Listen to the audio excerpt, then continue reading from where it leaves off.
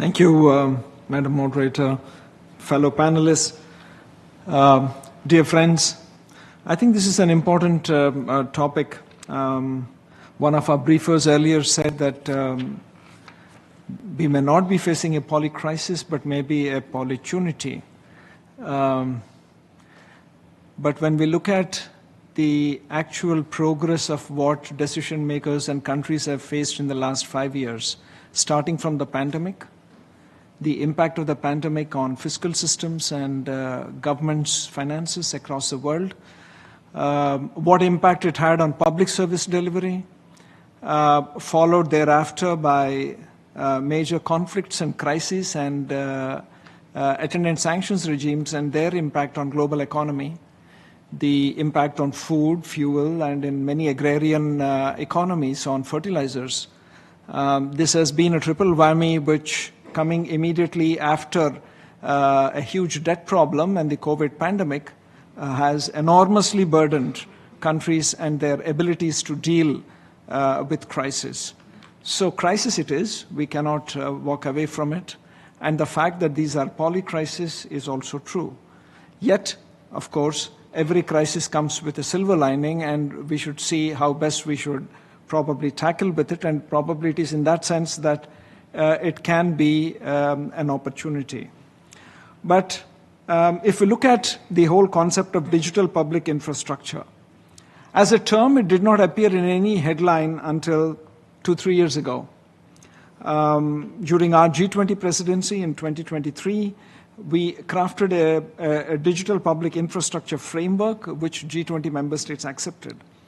The UN thereafter launched the High Impact Initiative on DPIs in September 2023 to deploy DPI in 100 countries by 2030, a laudable initiative for leveraging digital solutions to address critical development challenges. The UN also launched the 50 in 5 campaign with the goal of having 50 countries design, launch, and scale at least one component of their DPI stack within 5 years. I think these initiatives were critical. And let me also give you an idea of what were the challenges, the economic challenges that we saw, and how evolution of DPI came about in India. Within our country, our growth was unequal in terms of geographic and demographic distribution. 13 urban districts represented large metropolitan areas, and Tier 2 cities out of 788 districts were contributing to 50% of our GDP. A small percentage of the population had a significant proportion of total income. Our overall labor productivity was lower compared with other large economies. The level of formalization in the economy was lower, with a majority employed in the non-formal sector. Access to credit for business and households was an issue due to lack of formalization and significant barriers in monetizing assets, especially land and real estate.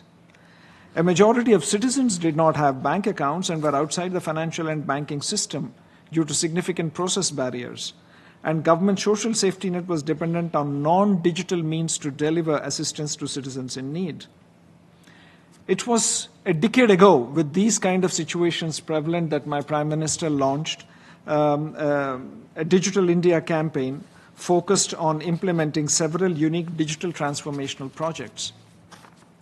The first of these, which many of you might have heard, was Aadhaar, which all adult Indians, numbering over 1.2 billion, having a 12-digit unique biometric-based identifier that can securely and in real time authenticate one's identity.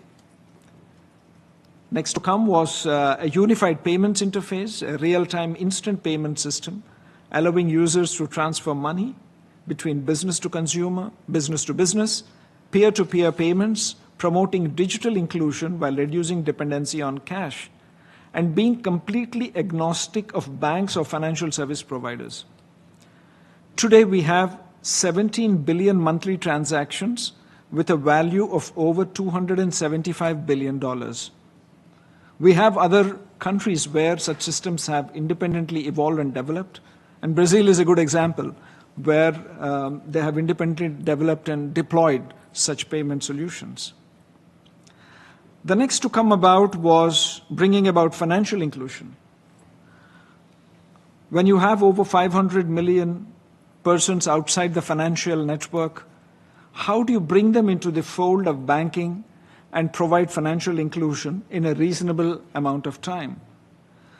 Bringing almost 540 million citizens into the financial network, into the banking network, in a very short period of time, which normally, without using technology, would have taken almost a decade, was again only possible because of deploying digital public infrastructure. This ensured that these 540 million people had access to banking facilities. They had one basic banking account. They had grounding in financial literacy, access to credit, health, and accident insurance, and access to pension facilities. Then comes in what another panelist referred to as the need to provide internet access to citizens at an affordable price. Luckily, we had a dynamic private sector that invested in the infrastructure required to provide one of the lowest cost access to mobile banking, mobile infrastructure, where the cost of data is one of the lowest in the world. This ensured that even as fixed line internet connections were expensive, internet-based access to internet was affordable. This also ensured a very quick rollout of 4G and 5G related infrastructure. So this combination of a biometric-based identification digital public infrastructure, number one. Number two, a unified payments, digital payment system that was agnostic of banking service providers. And three, a financial banking network which brought in a large number of citizens into its fold, along with access to affordable internet access for citizens that was through their mobile systems. Interlinking all of these provided the government a network for delivering government services and social security payments to citizens online by reducing all fraud and all what can be called transmission losses in delivery of government assistance. This was a huge boon during the pandemic. Because the system was in place prior to 2020, during the pandemic it was possible for the federal government in India to send assistance to 600 to 700 million people with the pressing of a button directly into their bank accounts, unmediated by any third parties. Once these building blocks were available, then other aspects of digital public infrastructure evolved. For example, the pressing need during the pandemic was for vaccinating citizens with COVID vaccines. In response, the fact that there was a national biometric-based identification system was used to leverage a health digital public infrastructure for vaccinations, COVID, specifically for COVID vaccines, which covered 2 billion people, 2 billion vaccines for 1.4 billion people in a very short period of time, making it available for every citizen to be able to schedule their vaccinations and to receive such vaccinations at the nearest health service provider. This was later expanded to include the entire range of vaccinations that the citizens were eligible for. So this was, again, a huge boon during the COVID pandemic. When India developed these digital public infrastructure, these platforms, they were not done on a patented basis, but they were done in an open source format with the entire source code on the internet making it available to all friends and partners, and indeed any commercial enterprises or governments, to use such source code for further developing it, for adapting it to their requirements, to their unique requirements. For example, a digital public infrastructure we have for education, which was again based on an open source format called Sunbird, and the digital public infrastructure was called Diksha, which was an educational platform allowing learning, personalized learning for students in 30 languages and 60 different educational boards at secondary school and higher secondary school levels. This was deployed in India, but it was made available to other friends, and in Morocco, a close friend and a partner country, they were able to adapt it to their own requirement for their own boards in their own language. And other countries too have since taken on to use such digital public infrastructure for their own use. Such DPIs have later on extended to electronic commerce, because what we saw around the world was you had digital for profit as one model, where companies were leveraging digital systems for profit. And you had digital where the concerns were primarily about privacy and other privacy-related issues. There were concerns on surveillance. So while these various focus areas on digital were prevalent around the world, my government focused on exploring how to use the digital world for development. What is it that we could do to use these new technologies and the digital platforms to leapfrog development so that things that would have taken an enormous cost and would have led to significant time to achieve outcomes, those could be compressed and those could be delivered to our citizens in a reasonable span of time. This has been the primary approach of using this. So one of the areas where we have developed, again, such digital platforms has been in e-commerce.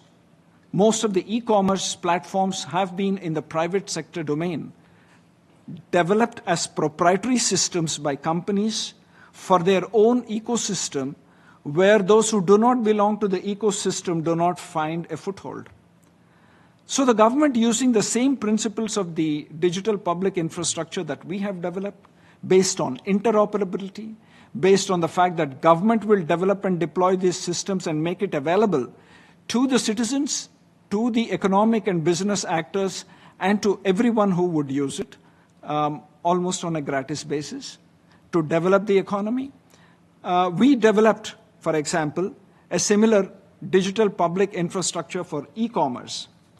This was, again, the Open Network for Digital Commerce, the ONDC, a very successful platform. So any producer or any seller and buyer of either goods or services could use this platform for free. This could be your neighborhood mom and pop stores who are facing competition from the Amazons of the world and were feeling the economic heat, or it could be your taxi driver and an auto driver, a three-wheeler driver in a big urban city who is facing pressure from Uber and feels that his or her business is being lost to these large corporations.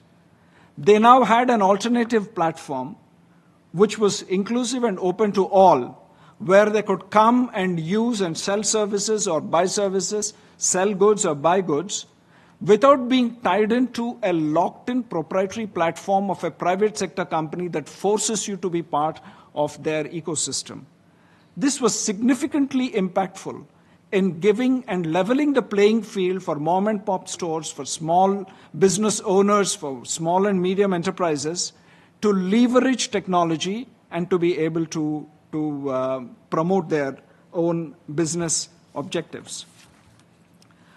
AI has been a useful technology in turbocharging DPI. And of course, we have another speaker who will talk about AI, but I just want to speak on AI insofar as it relates to DPI. AI systems have allowed a quicker, faster adoption of DPI, and they have also allowed greater utility for DPIs in our economic system. We have seen this in the Open Credit Enablement Network, which is an aggregator, a digital infrastructure that aggregates those who are providers of credit and those who are seekers of credit onto a single platform.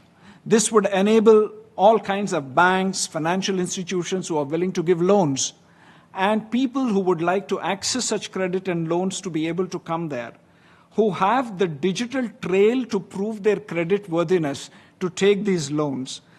In India, this has been extremely helpful and successful because we noticed that there was a credit gap in the market of over $250 billion. And so today we have over 2 billion financial accounts with this account aggregator facility.